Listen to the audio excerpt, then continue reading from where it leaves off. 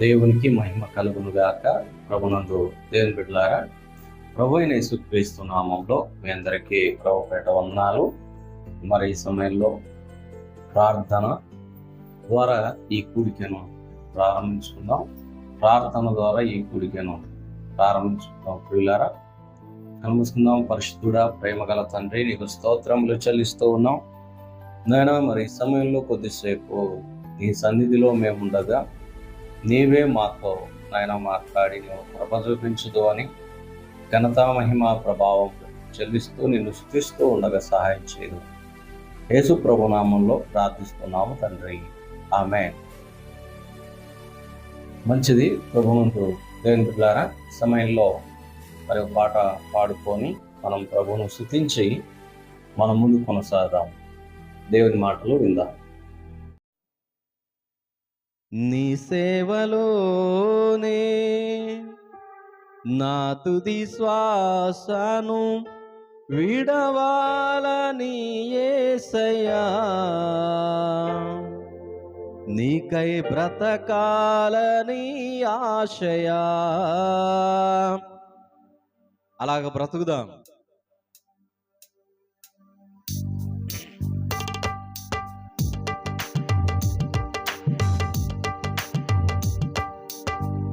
నీ సేవలోనే నా తుది శ్వాసను విడవాలని యేసయ్యా, నీకై బ్రతకాలని ఆశయా. నీ సేవలోనే నా తుది శ్వాసను విడవాలని యేసయ్యా, నీకై బ్రతకాలని ఆశయా.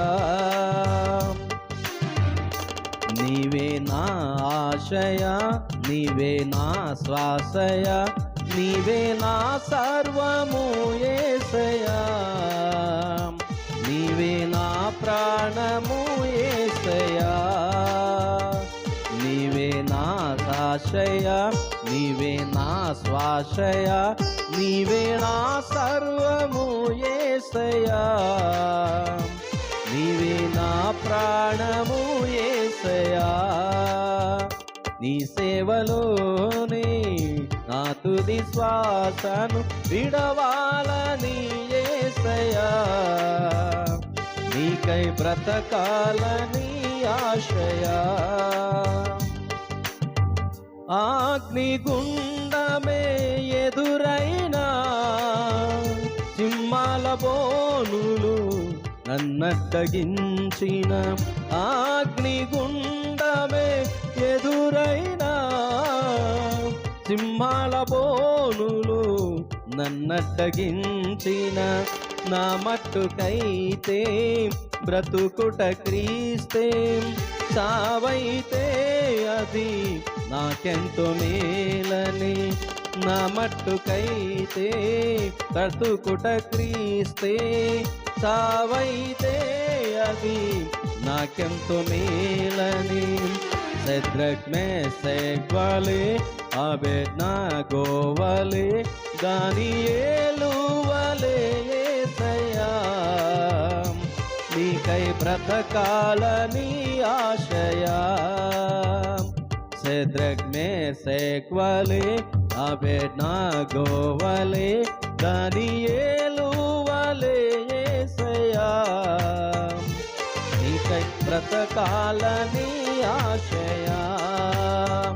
నీ సేవలోనే నా తుది శ్వాసను విడవాలని యేసయ్యా, నీకై బ్రతకాలని ఆశయా. ఎండమావులే ఎదురైనా ఆశ నిరాశలు ఎన్నో కలిగిన, ఎండమావులే ఎదురైనా ఆశ నిరాశలు ఎన్నో కలిగిన, ఎండిన ఎముకలను సైన్యముగా మార్చావు, వలచిన బ్రతుకులను నీలోకి మలుచావు. ఎండిన ఎముకలను సైన్యముగా మార్చావు. వలచిన బ్రతుకులను నీలోకి మలచావు. మధ్యలీలావలే సమరే శ్రీవాలే సారే పాతు శ్రీవాలే యేసయ్యా. నీకై బ్రతకాలని ఆశయా. మధ్యలీలావలే సమరయ శ్రీవాలే సారే పాతు శ్రీవాలే యేసయ్యా. నీకై బ్రతకాలని ఆశయా. నీ సేవలోనే నా తుది శ్వాసను విడవాలని యేసయ్యా. నీకై బ్రతకాలని ఆశయా. నీ సేవలోనే నా తుది శ్వాసను విడవాలని యేసయ్యా. నీకై బ్రతకాలని ఆశయా. నీవే నా ఆశయ, నీవే నా శ్వాసయ, నీవే నా సర్వము యేసయ్యా. నీవే నా ప్రాణము యేసయ్యా. నీవే నా ఆశయ, నీవే నా శ్వాసయ, నీవే నా సర్వము యేసయ్యా. నీవే నా ప్రాణము యేసయ్యా. నీ సేవలోనే నా తుది శ్వాసను విడవాలని యేసయ్యా. నీకై బ్రతకాలని ఆశయా. నీకై బ్రతకాలని ఆశయా.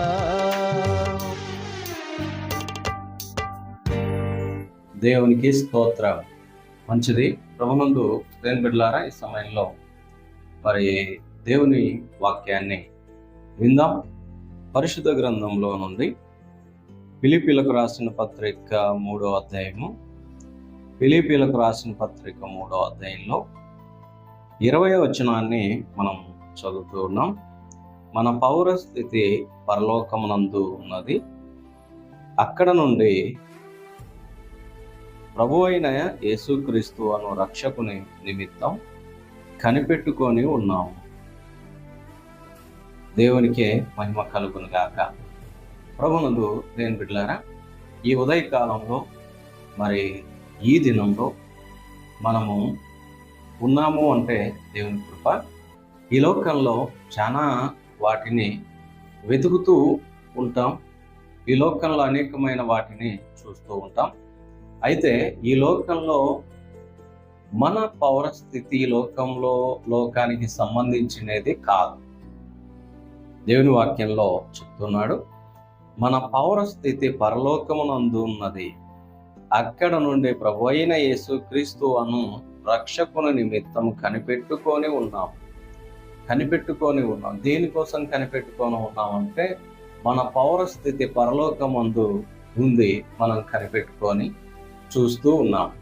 అయితే ఈ సమయంలో గమనించినప్పుడు విశ్వాసులు ఈ లోకంలో ఉన్నారు, కానీ ఈ లోకానికి చెందిన వారు కారు అని భక్తులు సెలవిస్తూ ఉన్నారు. విశ్వాసులు ఈ లోకంలో ఉన్నారు, ఈ లోకానికి సంబంధించిన వారు కారు. ఎందుకు? పౌరస్థితి పరలోకమందు ఉన్నది, ఈ లోకానికి సంబంధించిన వారు కారు అని చెప్తూ ఉన్నాడు. కాబట్టి లోకం అంటే మనము గమనిస్తే దేవుని వాక్యంలో యోహాను సువార్త 17వ అధ్యాయంలో దేవుని వాక్యము రాయబడినట్లుగా, లోకము నుండి నీవు నాకు అనుగ్రహించిన మనుషులకు నీ నామమును ప్రత్యక్షపరిచితిని, వారు నీవారై ఉండిరి, నీవు వారిని నాకు అనుగ్రహించితివి, వారు నీ వాక్యము గైకొని ఉన్నారు, వారు నీ వాక్యమును గైకొని ఉన్నారు అని దేవుని వాక్యము 17వ అధ్యాయం యోహాను సువార్త 6వ అధ్యాయంలో చెప్తూ ఉన్నాడు. మనం ఎక్కడి వారము అని చెప్తూ ఉన్నాడు. కాబట్టి ఏమి వెతకాలి? మన పౌరస్థితి పరలోకమందు ఉంది అని దేవుడు చెప్తూ ఉన్నాడు కదా. మీరు ఈ లోకం వారు కారు, కదా. విశ్వాసులు ఈ లోకంలో ఉన్నారు కానీ ఈ లోకానికి చెందిన వారు కారు. ఈ లోకానికి చెందిన వారు కారు. విశ్వాసులు ఈ లోకంలో ఉన్నారు, ఈ లోకానికి చెందిన వారు కారు అని దేవుని వాక్యము ఆ భక్తుడు తెలియజేస్తూ ఉన్నాడు. కాబట్టి యోహాను సువార్త 17వ అధ్యాయంలో ఇలాగూ చెప్తూ ఉన్నాడు. అంతేకాకుండా యోహాను సువార్త 17వ అధ్యాయం 11వ వచనంలోనూ చెప్తున్నాడు కదా. కాబట్టి ప్రియులారా, నేను ఇకను లోకంలో ఉండను కానీ వీరు లోకంలో ఉన్నారు, నేను నీ యొద్దకు వచ్చుచున్నాను. పరిశుద్ధుడైన తండ్రి మనము ఏకమై ఉండులాగున వారును ఏకమై ఉన్నట్లు నీవు నాకు అనుగ్రహించిన నీ నామమందు వారిని కాపాడుము, నీ నామమందు వారిని కాపాడుము అని చెప్తూ ఉన్నాడు. కాబట్టి ప్రియులారా, గమనించండి, దేవుని వాక్యంలో ప్రభు అయిన యేసుక్రీస్తు 17వ అధ్యాయంలో చేస్తున్న ప్రార్థన ప్రభు ఇలాగూ తెలియజేస్తూ ఉన్నాడు. ఈ లోకంలో వారి నగరం వారి దేశము అని మనము గమనిస్తే 14-15 వచనాల్లో వారికి నీ వాక్యం ఇచ్చి ఉన్నావు, నేను లోక సంబంధని కానట్లు వారును లోక సంబంధులు కారు గనుక లోకం వారిని దేశించును, నీవు లోకంలో నుండి వారిని తీసుకొని పొమ్మని నేను ప్రార్థించుటలేదు కానీ దుష్టు నుండి వారిని కాపాడమని ప్రార్థించుచున్నాను అని దేవుని వాక్యం ఇక్కడ రాయబడింది. దేవుడు ఇలాగూ చెప్తూ ఉన్నాడు, లోకంలో నుండి దుష్టుని నుండి, అంటే వారిని లోకంలో నుండి తీసుకొని వెళ్ళమని చెప్పలేదు కానీ లోకంలో దుష్టుడు ఉన్నాడు, దుష్టుని నుండి కాపాడమని ప్రార్థించుచున్నానని ప్రభువైన యేసుక్రీస్తు ప్రార్థన ఇక్కడ మనము గమనిస్తున్నాం. వీరు లోక సంబంధులు అయితే కారు కదా, లోక సంబంధులు కారు. కాబట్టి లోకం వారిని దేశిస్తుంది, లోకంలో నుండి తీసుకుపోమని ప్రార్థించట్లేదు కానీ దుష్టుని నుండి కాపాడమని ప్రార్థించుచున్నానని ఇక్కడ దేవుని వాక్యంలో మనం చూస్తున్నాం. వారి నగరం వారి దేశం ఆ పరలోకంలోనే ఉన్నాయి. సరే, మనము ఆ మాటను హెబ్రీ పత్రికలో మనం గమనిస్తే హెబ్రీ పత్రిక 11వ అధ్యాయం 10వ వచనంలో ఇలాగూ రాయబడి ఉంది. ప్రియులారా చూడండి, హెబ్రీ పత్రిక 11వ అధ్యాయం 10వ వచనంలో ఎలాగనగా దేవుడు దేనికి శిల్పి అయి నిర్మాణకుడై ఉన్నాడో పునాదులు గల ఆ పట్టణము కొరకు అబ్రహాము ఎదురు చూచుచుండెను. దేవునికి స్తోత్రం కలుగును గాక. ప్రియులారా, అబ్రహాము దేనికోసము ఎదురు చూస్తూ ఉన్నాడు? పునాదులు కలిగిన పట్టణము అని ఇక్కడ రాయబడి ఉంది ప్రియులారా. కాబట్టి దేవుడు దేనికి శిల్పి నిర్మాణకుడై ఉన్నాడు? దేవుడు దేనికి శిల్పి నిర్మాణకుడై ఉన్నాడో కదా, దేనికి నిర్మాణకుడై శిల్పి అయి ఉన్నాడు? పునాదులు గల ఆ పట్టణము కొరకు అబ్రహాము ఎదురు చూచుచుండెను. ఆ పట్టణము కొరకు అబ్రహాము ఎదురు చూచుచుండెను అని దేవుని వాక్యంలో రాయబడింది. ప్రియులారా, మీరు గమనించండి, ఈ లోకంలో మరి మనం ఉన్నాము కానీ లోకంలో మన పౌరస్థితి పరలోకమందు ఉందని దేవుని వాక్యంలో మనం గమనిస్తూ ఉన్నాం. అందుకనే పరలోకంలోనే ఉన్నాయి కదా, వారి నగరము వారి దేశము పరలోకంలోనే ఉన్నాయి. వారి నగరము వారి దేశము పరలోకంలో ఉన్నాయి అని మరి లేఖనంలో మనం చూస్తూ ఉన్నాం. కాబట్టి హెబ్రీ పత్రికలో మరి దేవుడు దేనికి శిల్పి నిర్మాణకుడై ఉన్నాడో ఆ పునాదులు గల పట్టణం, ఆ పట్టణం కొరకు అబ్రహాం ఎదురు చూస్తూ ఉన్నాడు. కాబట్టి ఈ దినం గమనించండి, అయితే వారు మరీ శ్రేష్టమైన దేశమును అనగా పరలోక సంబంధమైన దేశమును కోరుచున్నారు. అందుచేత తాను వారి దేవుడనని అనిపించుకొనుటకు దేవుడు వారిని గూర్చి సిగ్గుపడడు. ఎలాగనగా ఆయన వారి కొరకు ఒక పట్టణము సిద్ధపరచి ఉన్నాడు. దేవునికి స్తోత్రం. హెబ్రీ పత్రిక 11వ అధ్యాయంలో 16వ వచనంలో ఈ మాట చెప్తూ ఉన్నాడు కదా. చూడండి కదా, ఆయన వారి కొరకు ఒక పట్టణము సిద్ధపరచి ఉన్నాడంట. దేవునికే మహిమ కలుగును గాక.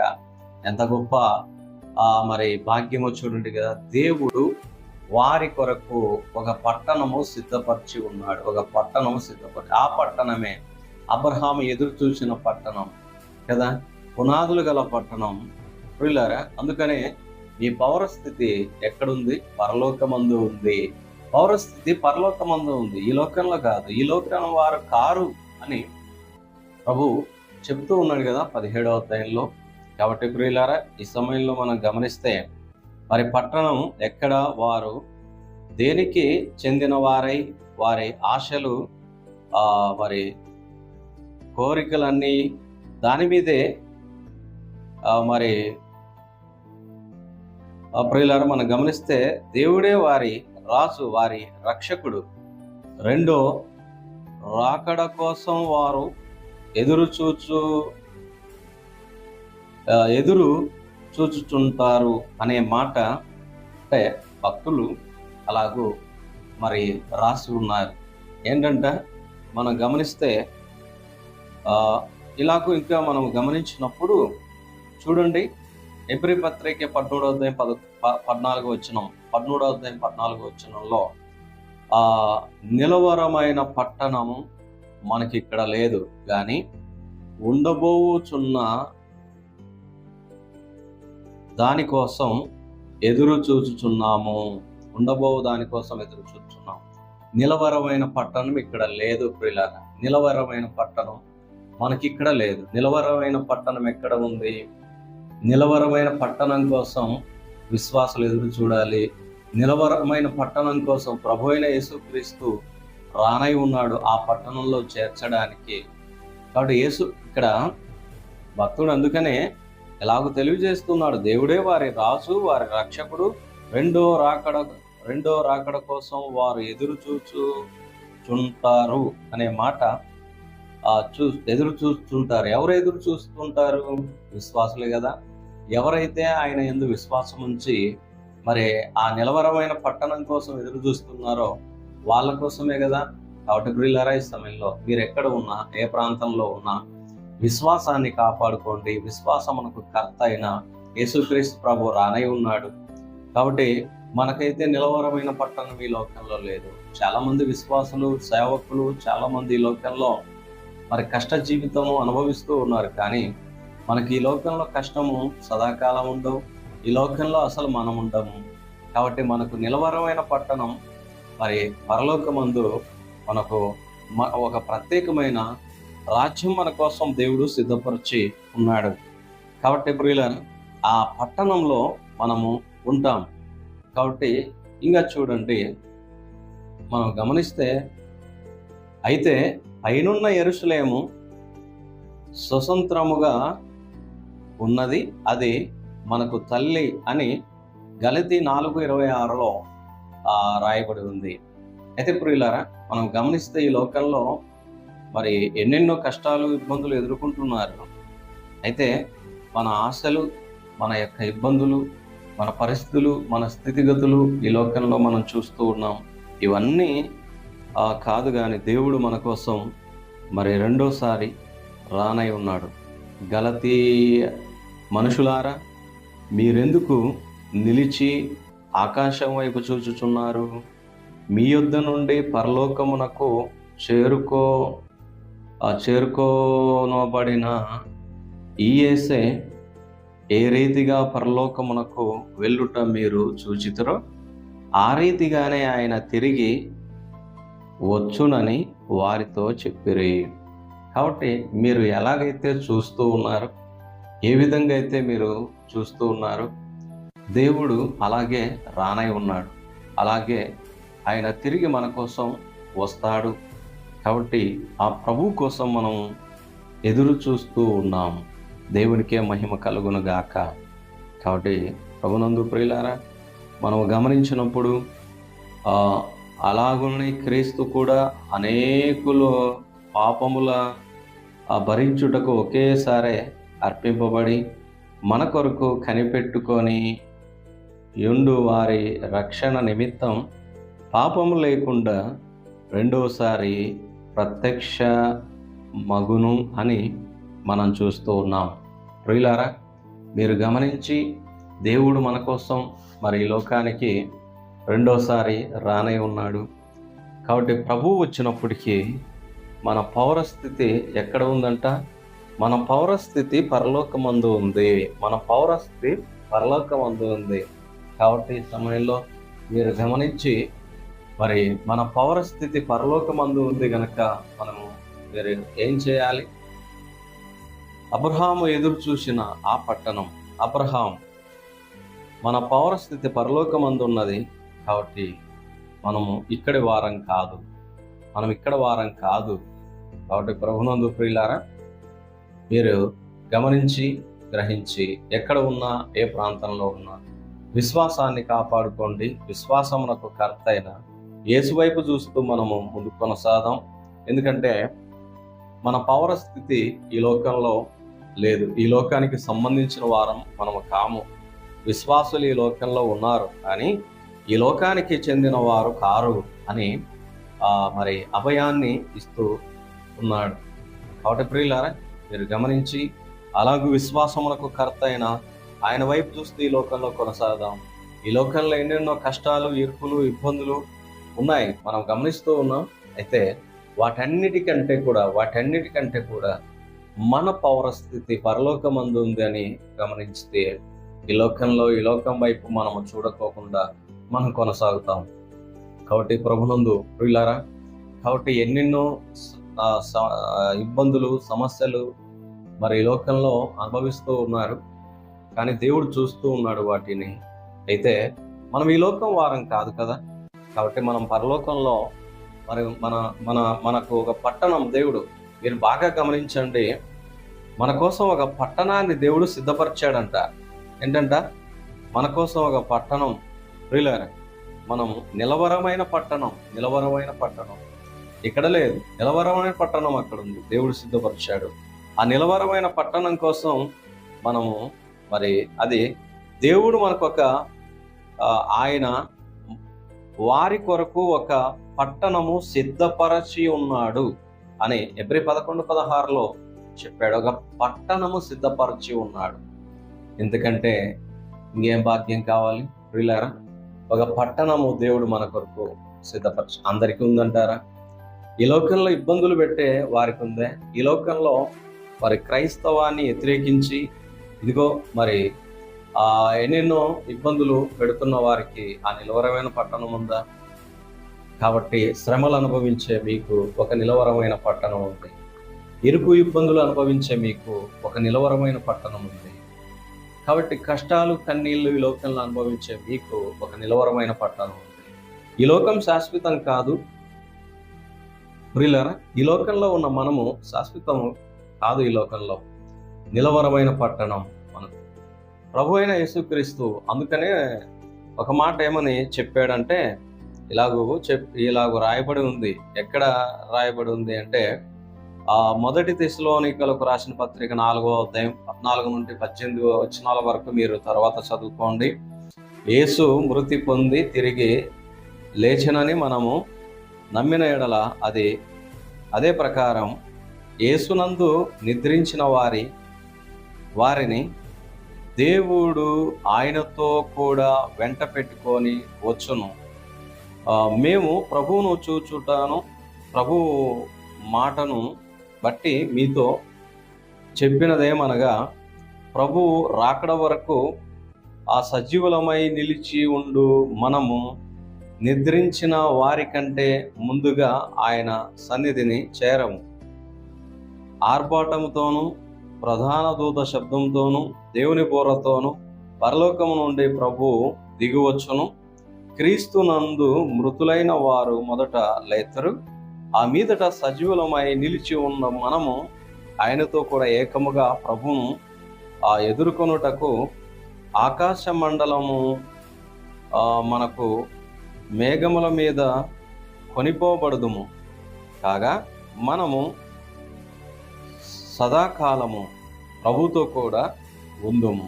కాబట్టి మీరు ఈ మాటల చేత ఒకరినొకడు ఆదరించుకొనుడి. గమనించండి, కష్టాలు, కన్నీళ్లు, ఇబ్బందులు, బాధలు అన్నీ ఎదుర్కొంటూ జీవిస్తున్న వారు గమనించి ఈ లేఖనంలో ఏమని రాయబడింది, ప్రభు ఏమని చెప్పాడు, ఒకరినొకరు ఆదరించుకొనుడి. ప్రియులారా, ఎవరి సేవ వాళ్ళదే, కానీ ఆదరించుకోవడంలో తప్పేముంది? ఆదరించుకోమని దేవుడు చెప్తున్నాడు. కాబట్టి పురికొల్పుకోండి. కాబట్టి మనకంటే ముందు విశ్వాస వీరులు, ఆ తర్వాత మనకంటే సేవలో ప్రభు యొక్క సేవలో హతసాక్షులైన వారు ఎందరో మనకంటే ముందు వెళ్ళారు. కానీ ప్రభు వారిని ఆయనతో కూడా వెంట పెట్టుకొని వస్తాడు. సజీవులమైన మనం కూడా ఏకమవుతాం. కాబట్టి ప్రియులారా, ఒక నిలవరమైన పట్టణం దేవుడు మన కొరకు సిద్ధపరిచాడు కదా. కాబట్టి ఆయన సిద్ధపరిచిన ఆ నిలవరమైన పట్టణం సదాకాలం ఉంటాం. అక్కడ నుండి మళ్ళీ ఎక్కడికి వచ్చేది, పుట్టేది, సచ్చేది లేదు. కాబట్టి అక్కడ మనం సదాకాలం ఉంటాం. దేవునికి మహిమ కలుగును గాక. మన కోసం ఒకేసారి వృత్తి పొందాడు ప్రభువైన యేసుక్రీస్తు. ఆయన సంవత్సరం చచ్చిపోడు, సంవత్సరం పుట్టాడు. కాబట్టి ప్రియులారా, మనము ఆ యొక్క వాక్యాలను జ్ఞాపకం చేసుకుంటూ స్తుతిస్తూ మన విశ్వాసాన్ని పురికొల్పుకోవాలి. ఆయన పుట్టడు, చచ్చిపోడు. ఆయన ఒకేసారి పుట్టాడు, ఒకేసారి చచ్చిపోయాడు. అయితే రెండోసారి రానై ఉన్నాడు. ఆయన ఒకేసారి వచ్చాడు, శిలువ మరణం పొందాడు, చనిపోయాడు, సమాధి నుండి లేచాడు, పరలోకానికి వెళ్ళాడు. అందుకని గలిలయ వారు ఎదురు చూస్తూ ఉండగా ఏమంటున్నాడంట, కాబట్టి మీరు ఎదురు చూస్తూ ఉన్నారు, మీరు ఎలాగైతే ఆయన పోయేది చూశారో ఆయన అలాగూ వస్తాడు. కాబట్టి అంతవరకు మీ విశ్వాసాన్ని మీరు కాపాడుకోవాలి. కాబట్టి ప్రభునందు ప్రియులారా, ఈ సమయంలో ఎక్కడ ఉన్న ఏ ప్రాంతంలో ఉన్న విశ్వాసంలో ఉన్నారా, విశ్వాసంలో వృత్తి పొందుతున్నారా, విశ్వాసాన్ని పట్టుకోండి. విశ్వాసమున కర్త అయిన యేసు వైపు చూస్తూ మనం ముందుకు కొనసాగాం. మరి దేవుని వాక్యం మీ అందరి వెనుకలో మరి దీవించునుగాక. ప్రార్థన. ప్రేమ కలిగిన మా తండ్రి, నీకు స్తోత్రం నాయన. ఈ దినం నాయన ఎందరైతే మరి ఈ మాటలు విన్నారో నాయన, మా పౌరస్థితి పరలోకమందుందని నువ్వు చెప్పావు, నీకు స్తోత్రాలు చెల్లిస్తూ ఉన్నాం దేవా. కృతజ్ఞత స్తుతులు చెల్లిస్తూ ఉన్నాం నాయన. దేవా, ఈ లోకంలో ప్రభు మరి తండ్రి విశ్వాసం ఉండగా ఈ లోకానికి చెందిన వారు కారు అని ప్రభు మరి తండ్రి భక్తుల ద్వారా మేము వింటున్నాం. నీవు కృప చూపించండి, సహాయం చేయండి దేవా. కృపతో జ్ఞాపకం చేసుకోమని ప్రార్థన చేస్తూ ఉన్నాం నాయనా. మరి అనేకమైన లేఖనాల ద్వారా మమ్మల్ని హెచ్చరించావు, నీకు స్తోత్రాలు చెల్లిస్తూ ఉన్నాం. కృతజ్ఞతా స్తుతులు చెల్లిస్తూ ఈ సమయంలో ఘనత, మహిమ, ప్రభావాలను చెల్లిస్తూ ఇది విన్న వారిని మాటల ద్వారా నాయన మీ బిడ్డలు పురికొల్పబడి బలపరచబడి నాయన మరి తండ్రి పరలోకానికి నాయన మరి తండ్రి వారసులు అయి ఉన్నాం. మనకు ఒక పట్టణం ఉందని నాయన మరి విశ్వాసంతో ఎదురు చూడడానికి కృప చూపించండి. నీ రాకడ వరకు ఈ లోకంలో జీవించుటకు సహాయం చేయదు అని ప్రభువా, మరి అవిశ్వాసంలో ఉన్న వారిని విశ్వాసంలోనికి దాటించి స్థిరపరచమని, విశ్వాసులందరినీ బలపరచమని. రక్షణ లేని వారెందరో ఉన్నారు ప్రభువా, నీవే రక్షకుని కనుక, నీవు తప్ప రక్షించడానికి ఎవరు లేరు కనుక ప్రభువా, నీవే రక్షించమని, అనేకులను నీ వైపు మళ్ళించమని, కృప చూపించమని. ఘనత, మహిమ, ప్రభావములు నీకు చెల్లిస్తూ రెండోసారి రానై ఉన్న యేసుక్రీస్తు నామంలో ప్రార్థించి వేడుకుంటున్నాము తండ్రి. ఆమేన్, ఆమేన్. మంచిది. ప్రభునందు ప్రియులారా, దేవుడు మిమ్మల్ని మీ కుటుంబాలను దీవించును గాక. రక్షణ లేని వారు ప్రియులారా, మీరు గమనించండి, రక్షణ లేని వారు మరి అనేకులు ఉండగా వారి కోసం ప్రార్థన చేద్దాం. మరి దేవుడు విశ్వాసులకు ఒక ప్రత్యేకమైన రాజ్యం సిద్ధపరిచి ఉన్నాడు. ఆ రాజ్యం కొరకు మరి ఎదురు చూసి కనిపెట్టుకొని మరి విశ్వాసాన్ని కాపాడుకొని జీవించాలని మరోసారి ప్రభు పేరిట మనవి చేస్తూ ఉన్నాను. దేవుడు మిమ్మల్ని మీ కుటుంబాలను దీవించును గాక. మరి ఈ సమయంలో అందరికీ కూడా ప్రత్యేకమైన వందనాలు. అందరికీ సెలవు. ప్రభు చిత్తమైతే మరోసారి కలుసుకుందాం.